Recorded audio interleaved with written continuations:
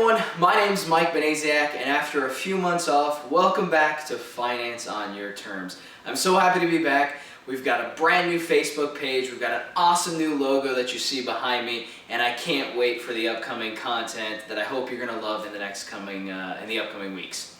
So, what's the topic for today? Well, it's hard to believe, and I know we've been off for a few months, but it's already freaking August. And when you think August, you think a few things. You think back to school, you think football's coming up.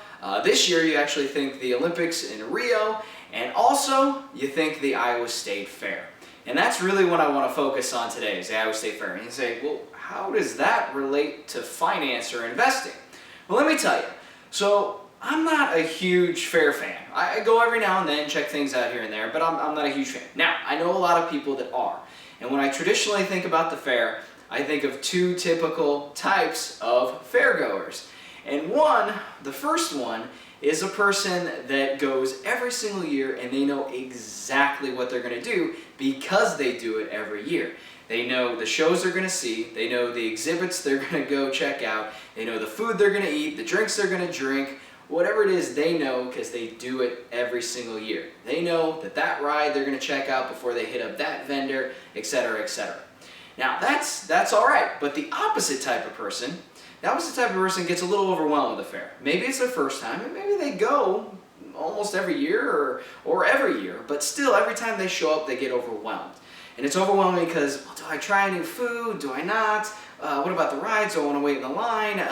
What exhibits, or if I'm going to buy tickets to a show, what should I see? It's very overwhelming for them. And I gotta admit, if I had to pick one of those two categories for myself, it'd be the second. When I go to the fair, I tend to get overwhelmed. I have no idea what to eat, so I tend to go just hang out in the craft beer tent and leave it at that.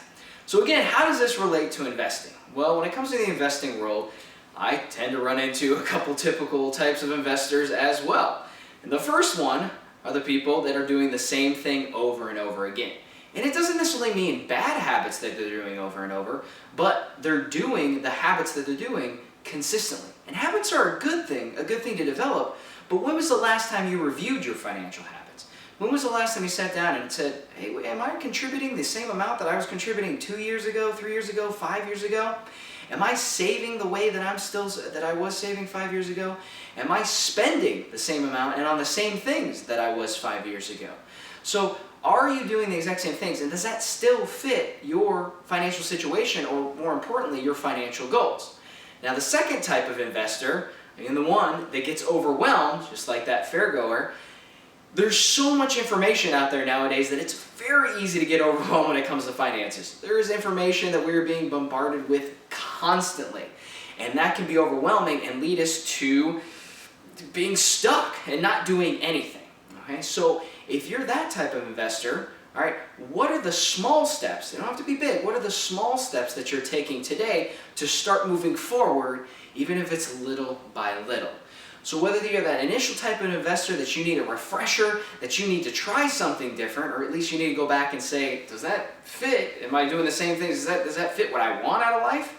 Or the investor that gets stuck, taking those small step forwards, what is that next step that you're going to do? What is the first thing that you're going to do tomorrow to help yourself with your finances, to develop those healthy habits that you will then end up reviewing 2, 3, 5 years down the road?